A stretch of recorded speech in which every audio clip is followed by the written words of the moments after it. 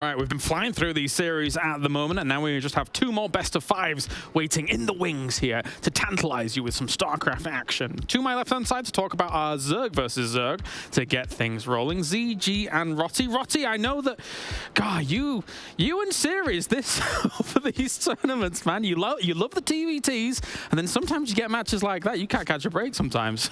No, the funny thing is that I've been sitting here in the what we call green room, right? The online virtual green room for hours.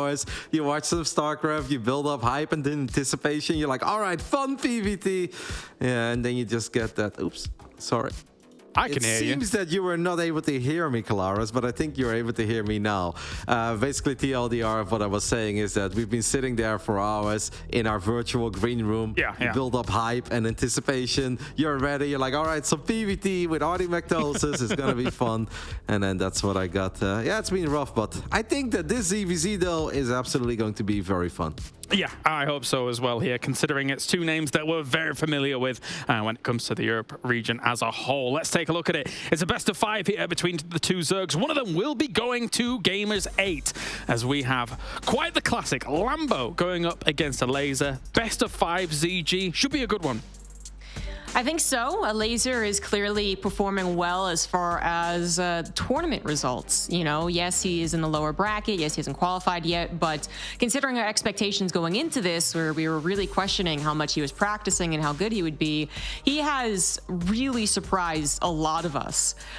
Whereas Lambo, you know, he has gotten some attempts previously and just really gone up against, I think, very unfavorable opponents. This is probably the best chance for both of them. They face each other so often. I actually kind of feel bad. I feel like they're brothers in arms, you know, third, fourth Zerg in Europe at the very least, constantly trying to beat out the first and second, Cyril and Raynor, and then they're always facing each other. But it does seem like it has been Lambo favored for, I mean, I guess a little while, but seriously, they both have not played against each other since November of last year, so we really don't know what the ZVZ will look like now, and especially considering what I heard from Lambo prepping for Katowice, ZVZ is just a bit of a wild one, you know, like you don't really know what's going to happen, so they almost never even plan for it anymore. They just kind of roll the dice and see what happens. Yeah, that was the wildest thing, hearing them being like, nobody really wants to practice against each other when it comes to the Zerg versus Zerg matchup as a whole here. But Ruddy, what are your thoughts coming into this one? Yeah, I can only echo everything that Zombie Grub just said, and I think there is a whole lot more even to the story, where it's like they are very good friends. They go on holidays with each other, and once upon a time they were even teammates on Clash, the Italian team. True. And then we dubbed them the Clats, you know, lads. The Clats, because they are the two Zerg masterminds that came up with a lot of cool, funny, creative builds. Think of the triple Evo against the drone Spinecrawler Rush, right? That was a thing in ZVZ. Yeah. It honestly sucks for them to go up against one another because they are really good mates. They know each other very well. They discuss StarCraft all the time. So I kind of feel that all of the ZVZ knowledge that we may have and talk about good builds, we can just toss it out of the window, because these two are going to obviously metagame each other into a whole nother level. And then it will just come down to, who's feeling it more in the moment and who executes better. And judging off the previous series from Lambo here, Lambo had some great mid-game strength, it feels like, ZG here. Just being able to transition nicely onto those big Roach numbers and being able to push it. To that point, I feel like little Elazer might be a little bit cheeky in this series. Try and take him out early. What do you think? Yeah, I think so. But the way that Lambo put it to me was that the person who does the later all-in wins. So true, I remember that. Yeah, if Elazer is the most aggressive one, then Lambo's probably going to be trying to... It's actually just too hard. It'd be like, he knows that I know that he knows that I know that he knows, right? So I love it. It's, you know, why even guess? All right, well, we don't need to guess anymore. The series is on the way. So let's head on over to the commentators now. The winner moves on to Gamers 8, a big, important series here for Lambo and Elazer. All right, thanks so much, guys. Artosis and Cats here to bring you the greatest matchup in StarCraft 2, Zerg versus Zerg. How are you feeling about this one, Cats? I'm feeling amazing. I mean, as soon as I saw this matchup potentially, right, like Lambo's gonna smash Cham for sure, then Lambo Elazer, oh, that's a classic. And CVC, I actually love CVC. You were saying PvT is the best matchup, Dan? I actually think, I don't know if I think CVC is the best matchup, but it is a great matchup for sure. And between these two players, I mean, everything that the desk was saying, I mean, these are two of the founders of the great guys. They are excellent friends, and they also have this dichotomy going on where it's kind of like brains versus brawn in a certain sense. sense. You could almost see it, you know, like Superman versus Lex Luthor almost type of thing. And yeah, they have been biting for that third and fourth spot in Europe for a long time. So, you know, it's not so much a battle of the goats, but maybe antelopes or something like that. And okay. I am excited. I'm excited to say the least. Can't wait. No, I think it's going to be a good match for sure. You know, it feels like they're pretty well matched. In my mind, this is going to sound really funny and really stupid at the same time, but in my mind, the way that I look at this is I consider Lambo to be a little bit better player. But actually, in this tournament setting, I like Elazer. Does that make any sense to you? A little bit, yeah, because Elazer is a little bit more of a free flow type of guy. Lambo tends to overthink things, so that pressure can really amount to something in tournament play. Whereas Elazer plays his best when he's not actively thinking in the game. He said it in interviews before. If he can get in that flow state and just keep things rolling, we see it in his style as well, right? If he can get to that mid game and just start massing units and throwing them at his opponent, that's when he's at his best. Brains versus Brawn, like I said, Lambo being the brains. Well said. Yeah, I think overthinking's a big problem. And I don't know if we're going to consider this overthinking because this is actually a 12 pool from our German Zerg Lambo. Spicy start already, and in the top right-hand side, it is for Team Liquid, Elazer, his BFF. Oh, man. I'm glad that it's starting out like this. I like ZVZs where it starts with something stupid like a 12 pool. Like, I love me some 12 pools. What do you think about the current state of 12 pool in this matchup? It's definitely a little bit underused. I personally like it on the shorter maps quite a bit. There's some, like, the cool thing about 12 pool for anyone watching is that it's the easiest build to execute in the entire game because you just have to make a pool and not do anything else up until you have to make links, right? A quick gas follow-up actually from Lambo, so maybe speed links to follow and fast hatchery as well to follow, which is kind of like the standard. The gas isn't always taken this early though, so it speaks to his follow-up a little bit. But the interesting thing about 12 pool is just how you manage it. You're gonna want to be perpendicular to the hatchery, so you don't just click on the hatchery on the other side. You click on the side of the hatchery so that you're perpendicular to the ramp rather, right? So that any drones that come down are easily surrounded and you have that concave by default. And there are a lot of details that you can do because the drones don't want to engage the links. They just want to buy time for the links to get out of attacking the hatchery, for the hatchery to survive, for your own links to pop up. So Lambo, one thing that he can do, for example, is instead of turning around all of his circlings when the drones come out, just turn a couple onto a drone and hope that that's enough to turn a laser away. There's a lot of little micro details here that can be done. He's going to turn everything around, but Elazer is kind of giving him the space here. And yeah, this could be a good start for Lambo. A lot of Bruce drones already. Yeah, they have taken a lot of damage. There are some lings just about to hatch now, so Elazer making as many lings as he possibly can, but 4 drones falling. Oh my god, already some very solid damage. Very solid damage, and Lambo hasn't lost his links yet, so as long as the queen doesn't pop up, he wants to continue to trade these links. But remember, he took that very early gas, so there's gonna be a speed link follow-up as well. And I wouldn't mind Lambo trading the links just to not give his plan away in some sense, but not enough that Elazer wants to cross the map. So I think this is perfect, right? You back away, but it's your links are healthier. Elazer shouldn't want to cross the map, but he's wise to it, so he's gonna get ahead of those links and try to get some scouting information. Yeah, he's going to go down and check immediately. It's nothing but lings on the other side of the map here for Lambo. His speed upgrade about 75% of the way done. And let's see if these lings can get a full scout. Yeah, they're going to get down here. And one drone comes down the ramp. Okay, here go the lings from a Lambo. Elazer has got to get more defense up right now. And he's got it. I mean, this map in particular has a very narrow choke leading to the natural expansion, so just the 2 Evos are going to be enough to kind of deflect this aggression potentially on the side of Elazer, though he is not in good position with the queen. He has to reposition that drone. The queen can actually block it if she goes right in the middle, but with this drone, that is an easy target for Lambo to try and push through. But now with the links of Elazer, that should be enough for the time being. Still a lot of links from Lambo trying to get on through here. And it's looking decent, I think, for him, but it's very difficult to tell at this point. Yeah, Elazer continues to pop out his own Zerglings here. There's so many from Lambo. He does finally break through partially. Yeah. The drones come down to help out. He keeps them mostly walled in down here. Finally, they do slip around a little bit. Slightly better surface area on those drones, but too many lings come down and he jumps up into the main. Yeah, but the drone count is there's quite a difference for this early in the game. It's 7 worker lead for Elazer here, so a hold is brilliant for him, especially considering he already has those 2 Evo chambers, right?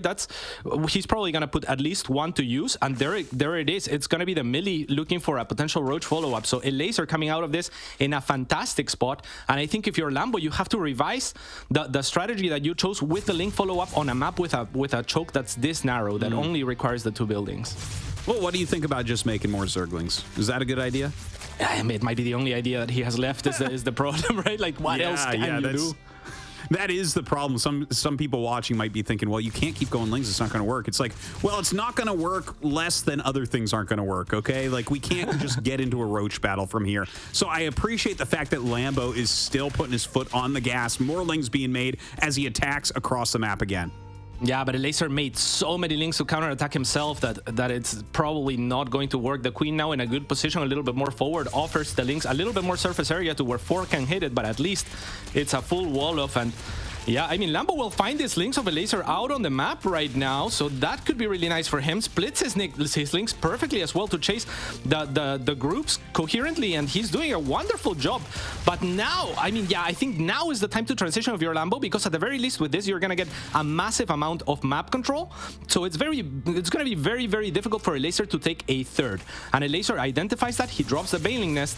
That is the way that you can actually make up for the number deficit, and then maybe with that he can do something. His upgrades are going to be better, but Lambo with a little bit of breathing room thanks to Elazer being out on the map with those Links. Yeah, that's kind of interesting. Like, I'm surprised that Elazer was out there with like a medium amount and got flanked immediately. So Lambo does gain some map control. He's within 2 drones. He's very close as far as army supply, but obviously I really like this +1 melee and the Banelings coming out here for Elazer. Like, I don't see any way for him to die. I think that he has multiple options here. Like, he could try to push, and obviously he could get a third base up, but I think a push here is good. Yeah, that was a cool bait by Elazer, trying to be like, oh, my Queen went to inject, by the way, come in. But there would have been Banelings waiting, and now it's on Lambo to delay this. He wants to engage Links on Links while the Banelings are not here. Then when the Banelings approach, he wants to retreat. The problem is Elazer has that +1, so even Ling on Ling is not going to turn out well for him. And on the other side, once Elazer gets there with the Banelings, there's not going to be much that Lambo can do. So he's trying to catch those Banelings in the back, but he has no Banelings of his own. He has no Roach tech, and now he's trying to desperately drop a wall off. So still the game very much in favor of the Polish turret. Yeah, the problem here is that Lambo just can't get his Lings back because of those Banes. He's killing them as quickly and efficiently as he possibly can, but down go the Evos. Elazer gets in, and Lambo has to GG out of this game. You know, I gotta say, I appreciate the very aggressive opener here from Lambo, just going for the 12 pull into speed, just staying all in the entire game. You know, trying to dictate what's happening. I think it's an important thing to mix into a best-of-5. For sure, and the 12 pull did great. The follow-up, I mean, because of the map, maybe you could reconsider it, but you can see that really Lambo's idea was to make it so that Elazer doesn't scout it until he has link speed, and then if he moves out and there's not enough time for dropping those evos, or you drop them so late that you can focus them as Lambo, then there's a very good shot that he breaks on through. So props to Elazer as well for sneaking on those first 4 circlings past the 4 circlings that were healthier of Lambo. A difficult decision to make, but it nets him the game, and yeah, really, really nicely done. Yeah, I do want to echo how hard of a decision that can be, because I think a lot of players would be like, well, no, I have to kind of sit back a little bit more defensively. These are hurt. If they go across the map, they aren't coming home. You know, it's like you are giving up 4 lings no matter what, and you're not hoping for tons of damage with them. So really great decision making there from Elazer. Definitely looking very strong in game number 1 as far as his defense goes. Yeah, and exactly. I mean, for links without speed, there's going to be queens out. There's really no damage that you can find. It's just for scouting. So props to him. And yeah, I mean, at least a pretty exciting short game. But yeah, Lambo's going to have to work for it now. Yeah, he certainly is, but you know, it's a best of 5. You can come back in that, and sometimes you can set the tone with a rush in game number 1 to make your opponent play maybe a little bit more defensively. Like, there is a world in which Lambo wins that game if he does a different follow-up. So maybe Elazer will be a bit on the back foot as we start game number 2 here on Ancient Cistern. In the bottom left, our German Zerg. It's Lambo. And in the top right-hand side, his opponent for Team Liquid, it is Elazer. I was thinking about our Archon name, Dan. Yeah? Yeah. I think it's Artozes. Well, that's just your name. But with Z's instead of S's. Oh! I was thinking Catharsis. Oh, catharsis, yeah. Yeah. I actually really like that word, man. Anytime I see a pro gamer die to things I die to, I'm like, yep. I'm looking for some catharsis in this series myself, so Yeah. yeah, I'm hoping for a very tense 2-2, you know, so that we can get to that game 5 and still have everything rolling in terms of just like how exciting this matchup is. I really love like the personal aspect of StarCraft, and it really doesn't get more personal than these two facing each other, right? So it's a very exciting series for sure. I really hope for a game 5.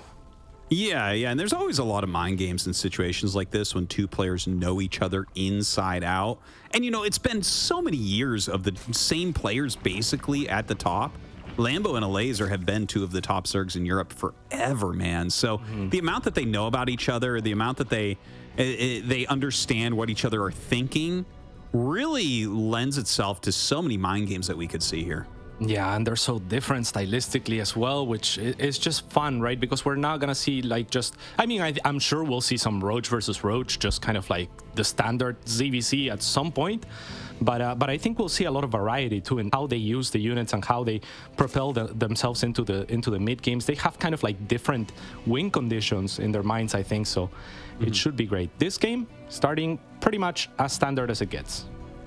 Yeah, you can tell just by looking at that production tab exactly the same build orders from both sides being executed out, and we're just going to have to kind of wait and look for that first big plume of lings. You know, that's always what I'm looking for in a Zerg vs. Zerg that opens like this. You're going to make your third hatchery almost all the time. I mean, obviously, Lambo had that funny build against Cham where he kind of didn't make the third and banked up to like 450 minerals and did that weird rush thing. I'm not expecting something like that here, though.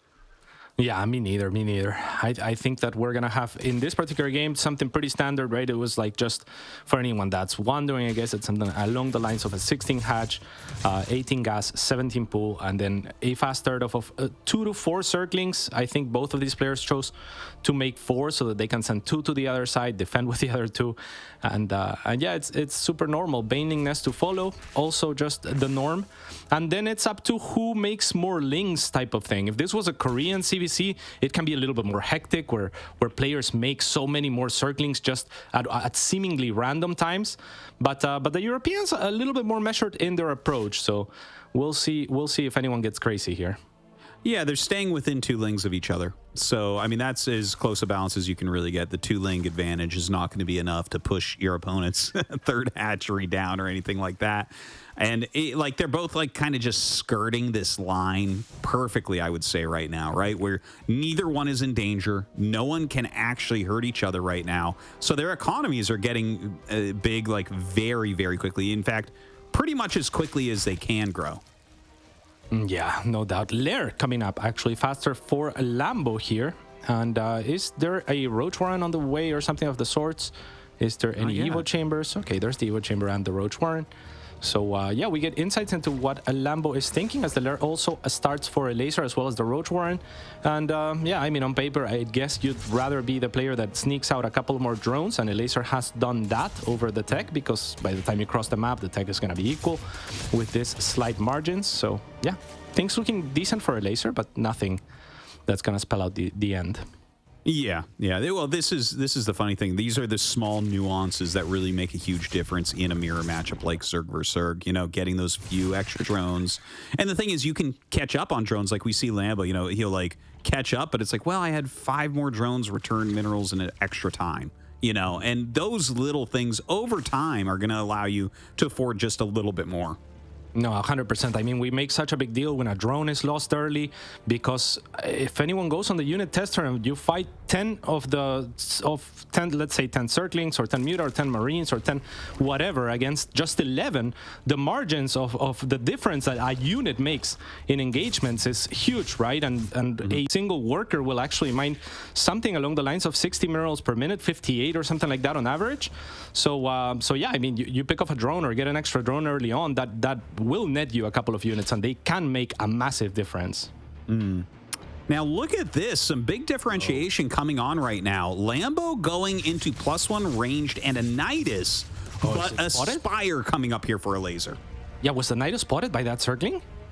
It was. Oh. I'm sure Elazer clicked it. It's a huge deal, because look at Elazer now. He's massing up roaches, expecting the Nidus, and that, I mean, that is good news for him, because otherwise I would favor the Nidus player over the Muta player. It's kind of like the hard punish to it. But if you're aware and you're already kind of set up with that roach warren, with that roach speed on the way, then you kind of just don't bank up any money for the Muta, which is exactly what Elazer is doing. Just mass up roaches and spread out your links. Make sure that you're looking for that Nidus. Finds a little bit of an opening here. A couple of drones will go down, as well as the Queen. Nice moves from Elazer. Elazer crushing face right now. Spotting that Nidus has done everything for him. Really solid drone damage plus the Queen. Oh my God. And the fact that he has made now, 3 spines on the way, plenty of roaches. It doesn't seem like the Nidus can do very much. This looks fantastic for him right now. Yeah, incredible. I mean, at this point, the Nidus is just another dead investment for Lambo as he tries to drop it into the main. His roaches are winning out here at the third of Elazer. Those drones don't want to be pulled. They want to be pulled back to the spine. And now with the spine, maybe he can try to hold. Is there Muta in production? I wonder. I mean, if Elazer can just hold this, then he can start going Muta and get that map control. So if Elazer holds, he will be in an amazing position. But Lambo is trying to make things difficult for him. It's very close. Well, he is way down in drones right now, so definitely needs to get some of that damage. Unfortunately for him, Elazer is going to push it back pretty cleanly. I think when you have a Spire in a situation, he gives 4 Gs. Yeah. My God. That's about as much pressure as he was feeling that game to do some damage, because when you go for that Nidus, I was completely on the same page as you, where it's like, oh, damn, he's like, it's almost a preemptive Nidus against the Spire, and if you don't know that's coming, you're just going to die when the Nidus pops. Like, he's going to have so many roaches because you are trying to save up to buy a handful of Mutas.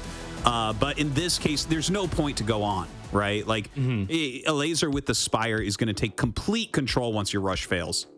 Yeah, absolutely. I mean, that was good by Lambo conceptually, right? Like, he read his opponent well. The Nidus was a great play. The problem is the spotting. So maybe positioning of the Nidus wasn't ideal for Lambo, because you can always get it spotted by that Zergling.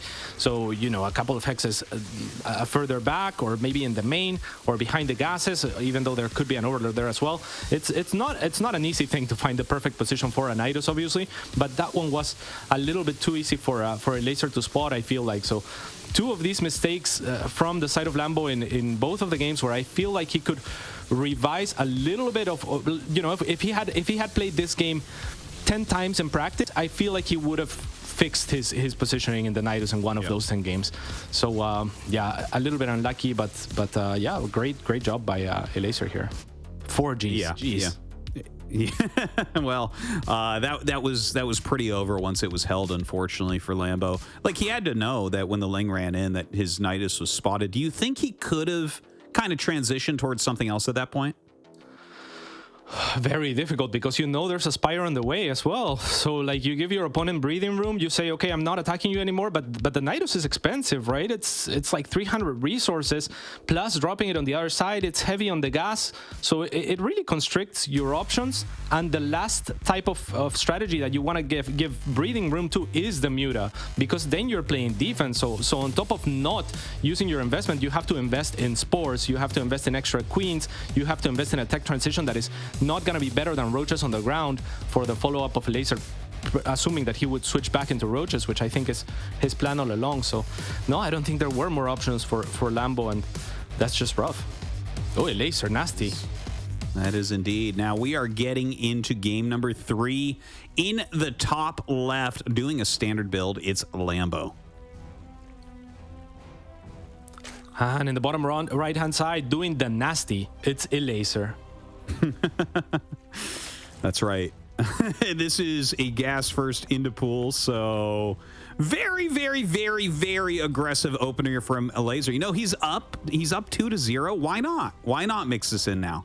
Why not? It's a relatively short map here, and yeah, exactly. You don't have the pressure that Lambo's gonna feel. If Lambo feels like he's the better player or that he should be coming back into the series, very unlikely to take a risk in the potential final map for such an important tournament for them, right? So I love it from Elazer. Honestly, it's just gonna be very stressful for Lambo to hold. It's gonna be easier for him to make mistakes on the defense. So yeah, let's see what happens here. Well, a lot of Lings being fielded. He does have that speed upgrade on the way. Looks like he's going to dodge some Overlords. Going to take a little bit for Lambo to figure out what's going on here. And I tell you, like, I'm not actually a fan of the build that Elazer is doing, but I am so happy with where he's decided to place this in this series. Lambo feeling so much pressure. And as you said, you know, this is one of the biggest tournaments of the year. So, like, you really do not want to be falling here. Yeah, I don't know if Lambo picked up on that, but those links were headed at an angle to the left, and then they rerouted towards the center of the map. So the Overlord should have caught a glimpse of the links rerouting, and that should have given Lambo some information. As a result, the Elazer is not going to wait for speed. He's just going to go ahead and try to make something happen here on the other side.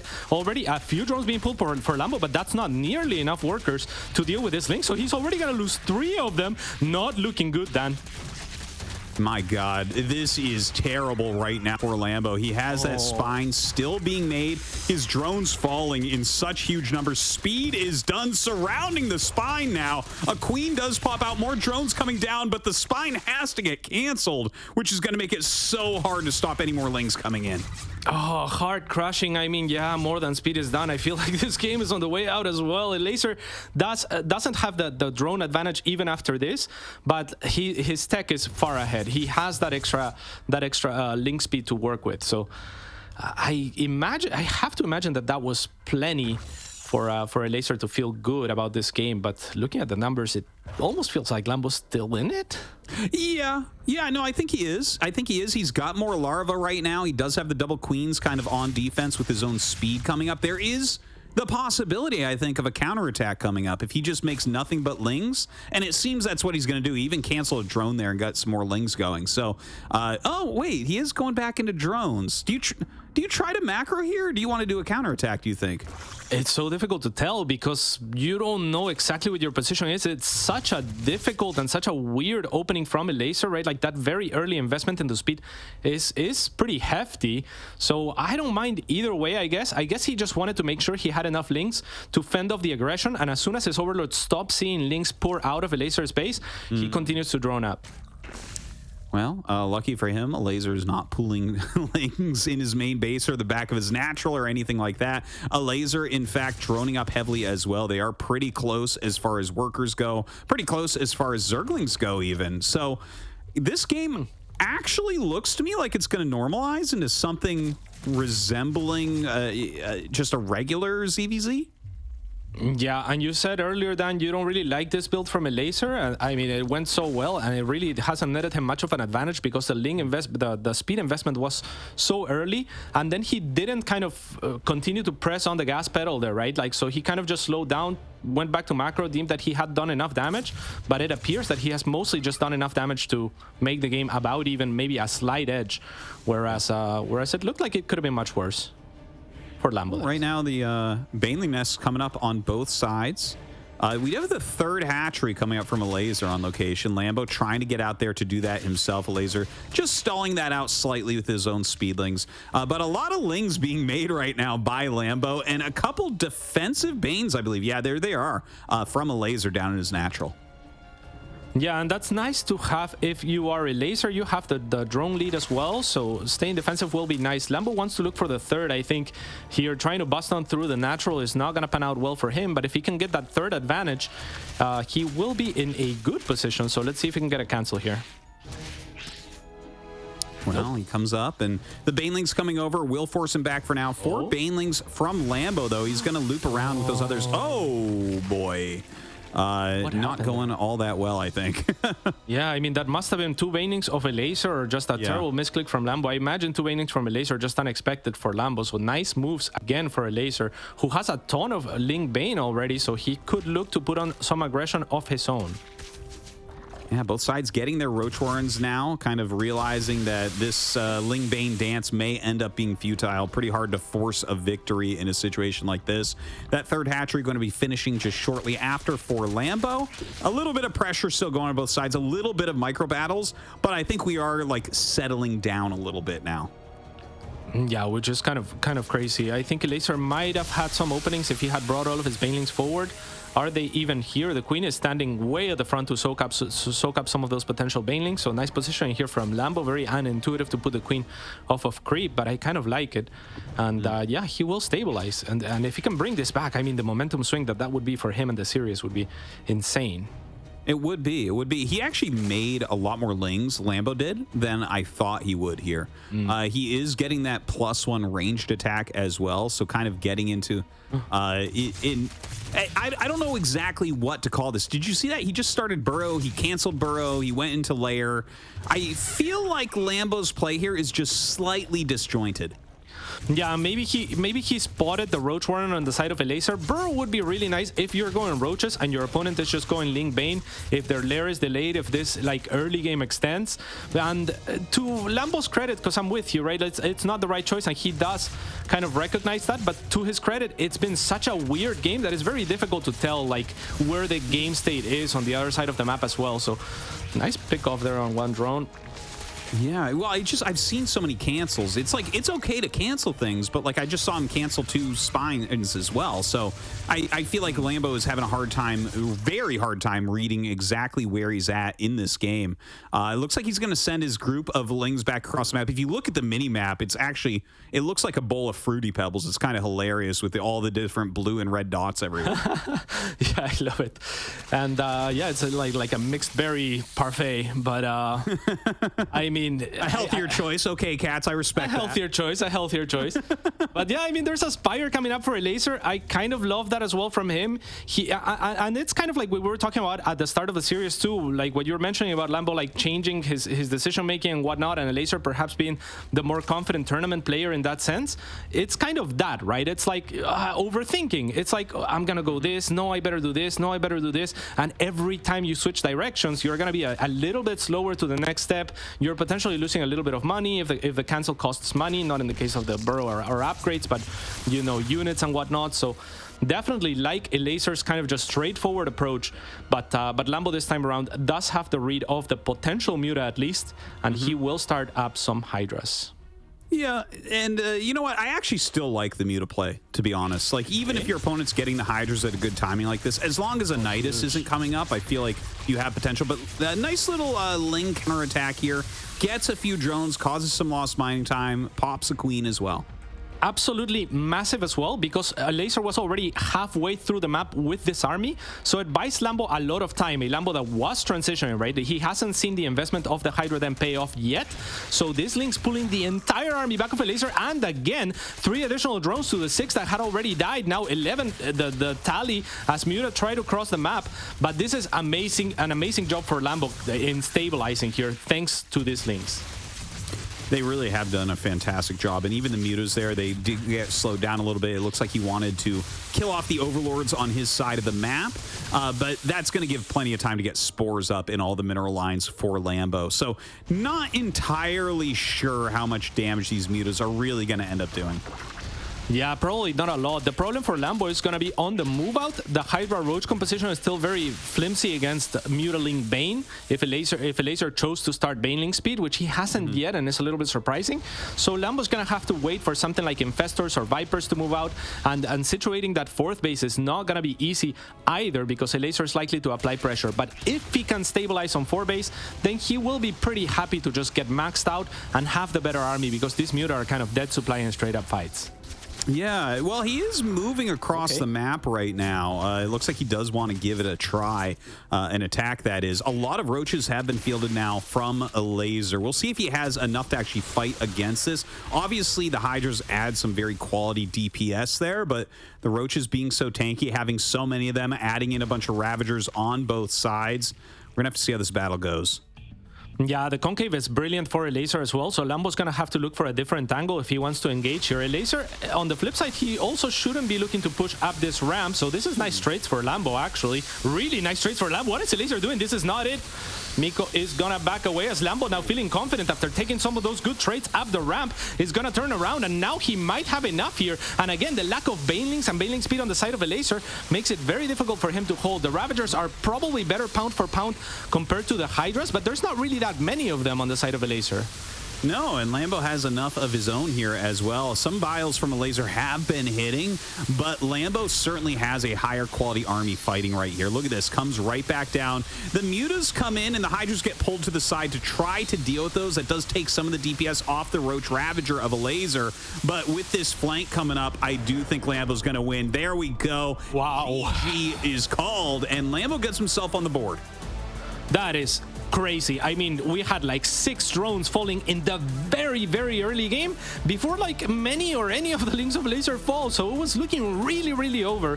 But Lambo somehow managing to stabilize Elazer's investment on the link speed, not really paying off in the phases to follow that early aggression, and Lambo with a beautiful read as well to move out, because it's so difficult to make that decision against Muta openings, potential banelings as well. But Lambo, I think, noticed that there wasn't any more Muta added past the first 6.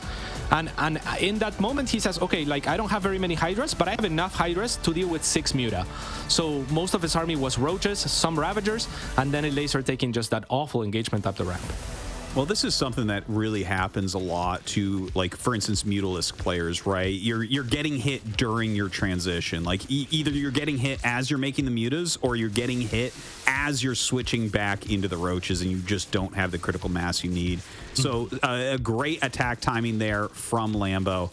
Elazer, I do agree with you. If he had gone either baneling speed or really masked up more Mutalisks, yeah, I think it would have given him a much better shot. And certainly Lambo could not have attacked that early, at least. For sure, 100% I agree on that. But beautiful moves from Lambo to get himself back in the series. Has to be a confidence booster as well. We haven't seen the best performance from him in this tournament. And yeah, I mean, getting swept 3-0 would have been the worst thing ever for him, I feel like, and for his morale. So it's nice that he brings back a game that probably felt really difficult for him to bring back. And after making all of those decisions where we can tell that he's feeling a little bit shaky, where he's changing his mind constantly, and finally it does pay off in the end. So good stuff. It's the setup for a Game 5. I feel it. Yeah, I definitely could see that happening. Again, I do like how Elazer is approaching this. He's giving himself a lot of opportunities. That the Speedling attack, it did deal some damage. It did feel like he was a little bit ahead. But I don't think we're going to see any more of these early pools from either of these guys, to be honest. Like, they get deflected. I swear to God, like, there was a period in Korea where, like, these quick pool, like, Baneling bus type crazy one-base ZVZ all-ins, they didn't win for like 2 years, right? And this is, it sticks with me. So every time I see a 12 pool, every time I see a quick Speedling attack, I'm just like, I don't think so. Okay to mix in sometimes, but so far tonight, 0-2. Yeah. So let's get into game number 4. We're on Babylon, and in the top left, we have Lambo.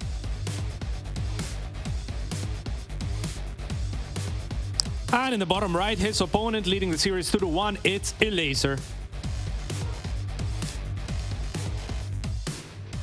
Looking at the replay there and the earlier moments in that game as well, Dan, I feel like Elazer almost didn't want to focus that spine, right? Like, if that spine goes up, that's basically 3 less drones than Lambo has. 3 less drones on top of the 8 that Elazer killed. I mean, I thought it was 6. 8 is crazy to kill and not win the game. Like, that was so early.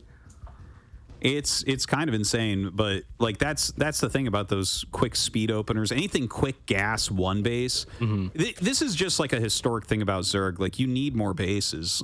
Zerg gets so weak compared to the other races, including Zerg itself, if you're not taking expansions, if you're not building your economy and building up your hatchery count.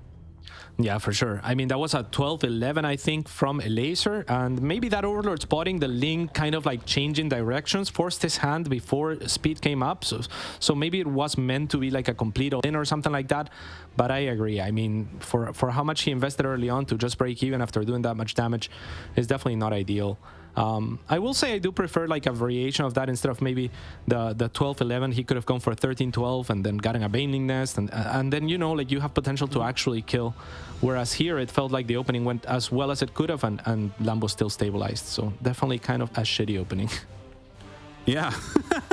But, you know, you got to mix those in sometimes. You can't be too predictable when you're ahead, when your opponent is feeling the pressure. It's generally actually a very good choice. If you win a game like that, man, your opponent is going to be very demoralized at that point. Well, I guess that was game 3, so it would have been not just demoralized, but out of the tournament. Yeah. But he definitely would have been demoralized as well. I mean, he would have been on Twitter or something. We would have seen that.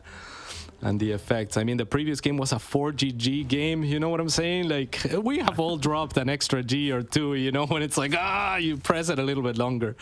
And you know that means something, right? So Lambo should be able to stabilize a little bit, I think, mentally here.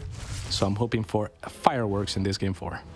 Yeah, I really do want to see the series go to game 5, honestly. You know, there was some bad news about StarCraft, and then this tournament comes along. It's like, oh, damn, that's some big prize money. That's an exciting tournament right there. And if you're going to come in and just go like, you know, 0-2, 0-3, you know, that's like the worst case scenario. You got to feel really, really bad about that. But, you know, Lambo putting that win on the board, you know, gaining he took some risks before, right? Like he did the Nidus kind of all-in move that got scouted. He did his own 12 pool. So when I look at those games, I'm like, this is not truly a measure of Lambo's skill. He has better in him than this. Yeah, for sure. I mean, the Nidus was a little bit unlucky on the positioning. The 12 pool did good, though. I feel like he could have converted that into something, but he also went for one of those follow-ups with the early link speed that cuts into your drone production and banks so much on doing a lot of damage or killing your opponent on the follow-up, right? So maybe he can mix in a little bit of aggression in so long as it's not super overcommitted or something of the likes. Mm-hmm. Well, the layer going to be finishing up here for Lambo pretty quickly. It does have that 1-1 started here as well. Quite a few gases going up. What do you think about Lambo's build this game? It's a little bit of a classic. I mean, he's going to have more roaches and roach speed earlier. So it's going to be all on Elazer to not overdrone his third and be prepared for the eventual push of Lambo. This is more or less telegraphed. It's a difficult build order to stop, and it is very, very, very safe. So the way that I look at these two build orders match up is if Elazer plays perfectly and he has the perfect amount of units, he will get ahead, but not by a lot. So I kind of like it for Lambo in that sense, right? He's playing safe. He's saying I'm the better player in a sense. Yeah, I completely agree with your assessment there. I always think that the 2-hatch, like quicker roach speed type of play is actually disadvantaged against the 3-hatch. It's like you're just going to be able to field a few more units. It's like, yeah, your opponent is going to be up upgrade-wise a little bit, but you're sitting at home, you know, close to your rally points, the additional hatchery, and I feel like you should be able to hold this as a laser and then kind of take control of the game. Yeah, and it's pretty telegraphed. Like I said, I mean, it couldn't be anything else. The Lynx have poked up the ramp, I'm sure, and have seen both Evos upgrading. So Elazer knows what he's in for, looking to maybe apply some counter pressure with those Lynx, sitting under the vision of his Overlord for the time being, which is really smart because then you know you're not being spotted by a different Overlord, which has more range. And Lambo is actually just sitting with these roaches. So I think was he supply block? Not even, but he's making 4 Overlords at a time and now continuing on with the roach production. Roach speed about to finish. 1-1 will finish. The roach speed was actually a little bit late to start, and now finally we see Lambo potentially about to move out. Yeah, the 1-1 definitely going to be very good, but I think as long as Elazer does not make another drone, I think he should be able to hold it. I'm actually, okay, if you're just coming out here to hunt a few Overlords, I'm cool with that. But if you move across the map right now as Elazer, you're asking to lose. Yeah, absolutely. I also love what Elazer did in the sense that he was expecting the attack from Lambo, so he prioritized the road speed over any upgrades. So he would have actually been able to keep up with Lambo on his side of the map and continue to have that worker advantage. And the one advantage that Lambo would have is those upgrades. Now Lambo should recognize that that is his advantage and maybe look for a 2-2 or a 2-1 timing, because Elazer kind of has matched him. So I wouldn't mind Lambo now making some drones as well. I think you're right about that. Like, it doesn't feel like he can quite pull the trigger.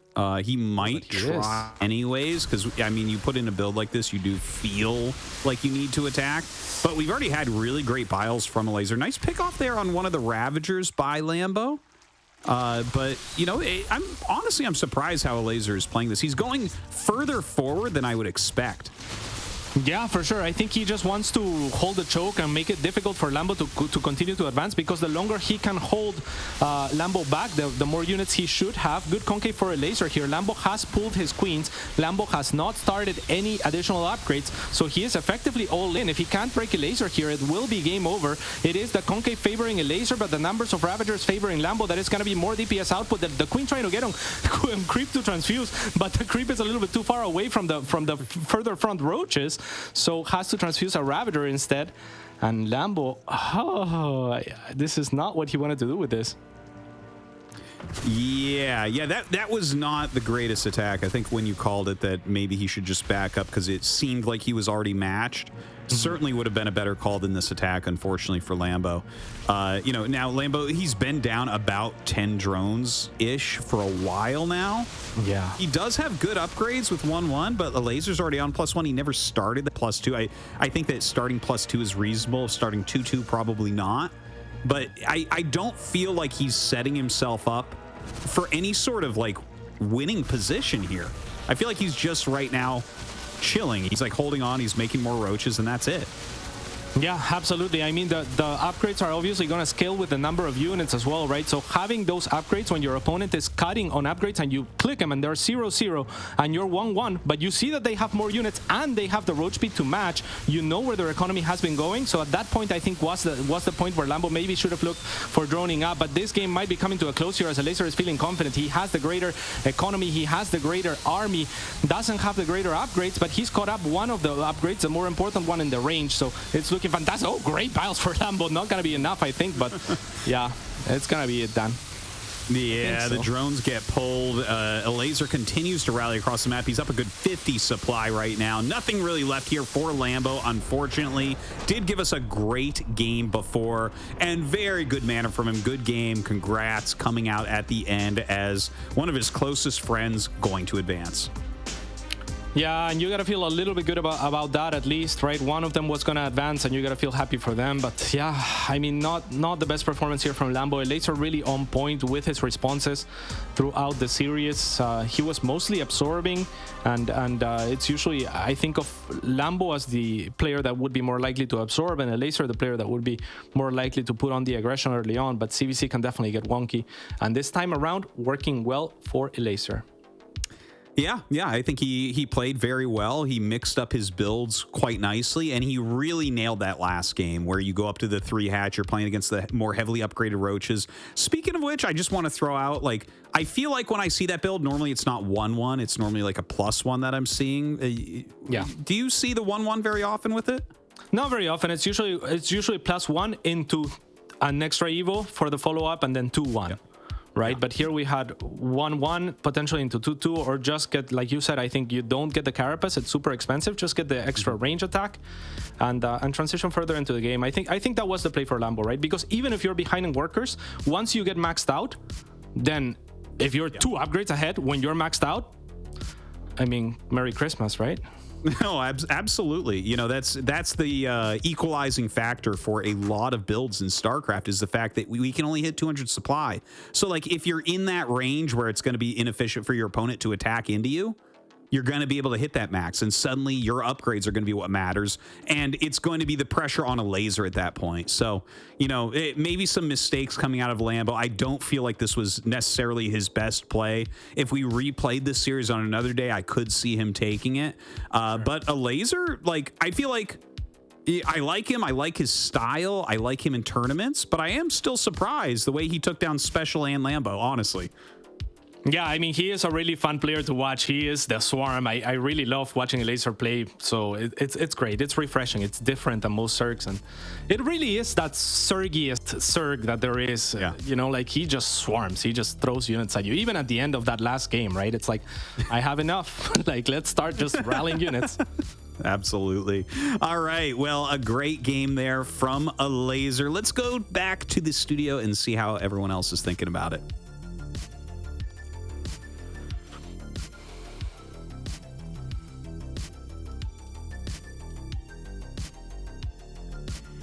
Welcome back, guys.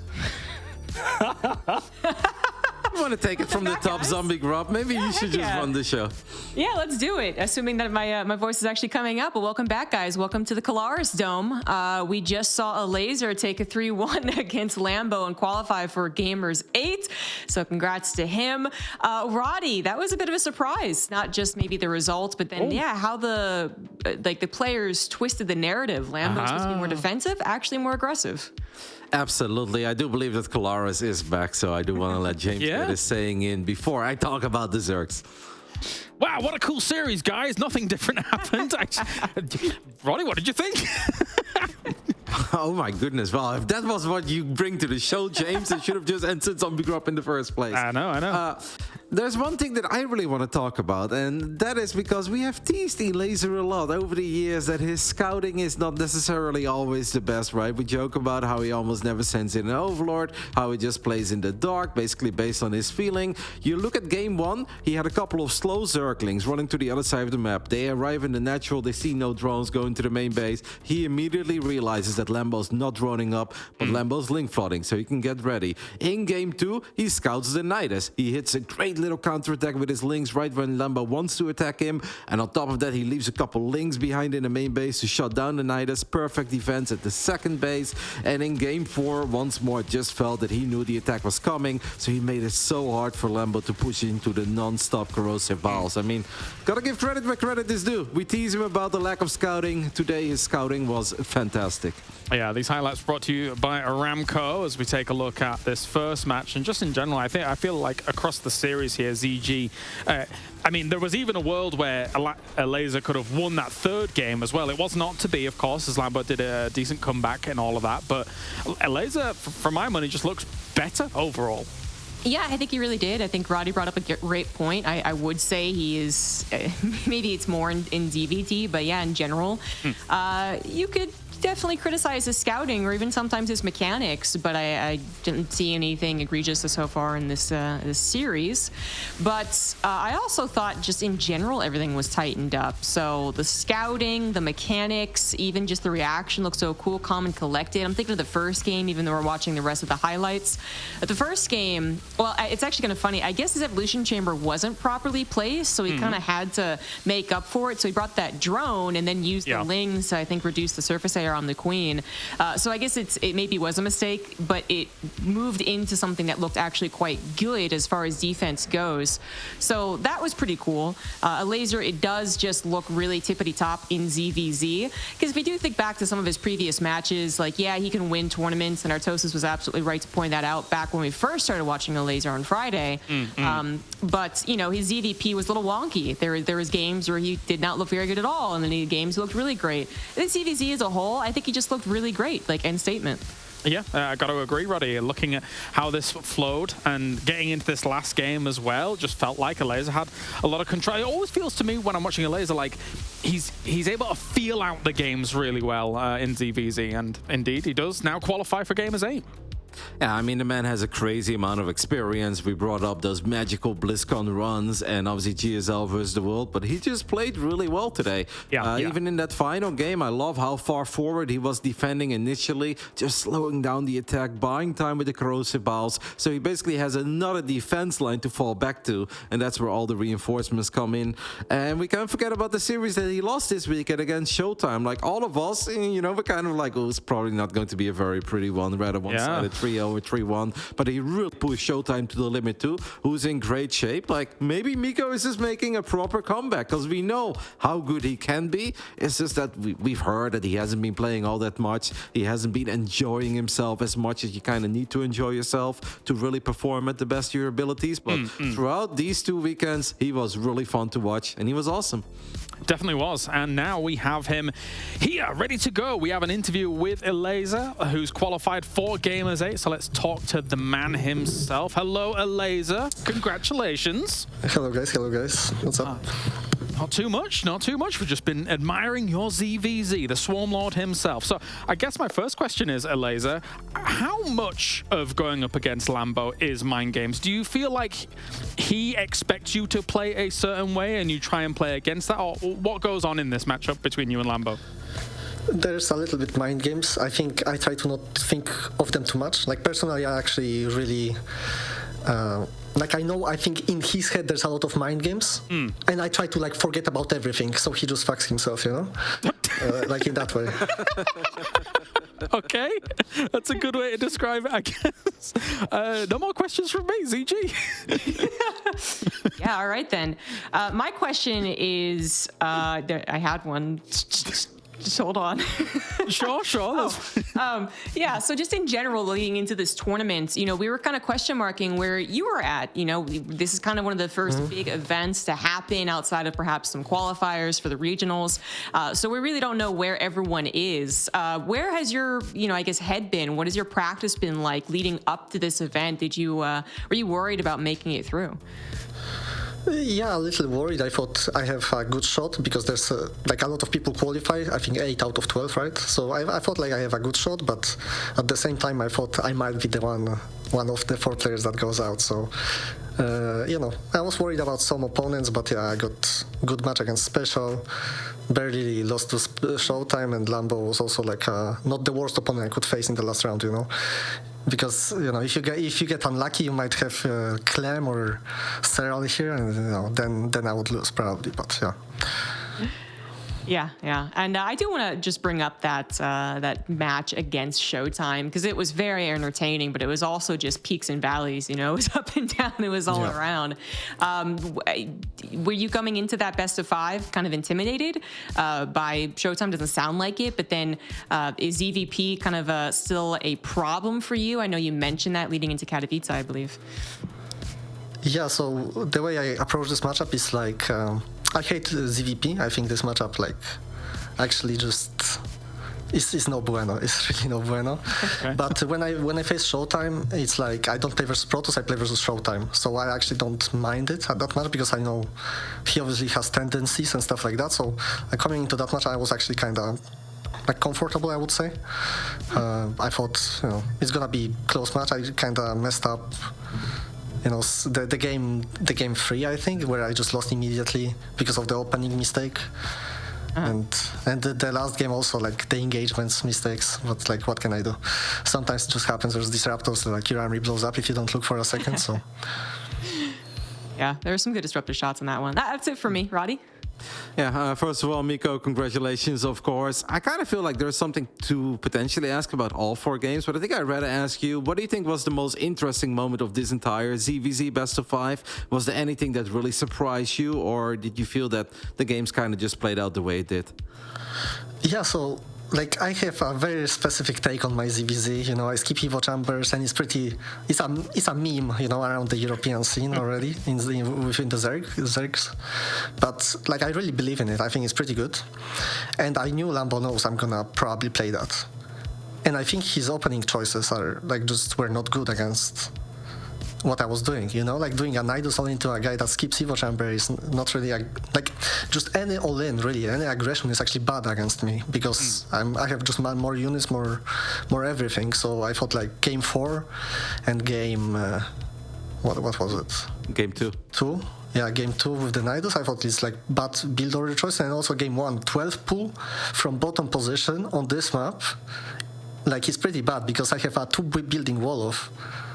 So it's it's the worst map to do this build on. So I thought he kind of messed up with the opening choices, honestly. Okay, that's interesting to hear. And then I do want to ask one question about one of your previous series, because we didn't have a chance to talk to you about it. That game on Gresvan against Special.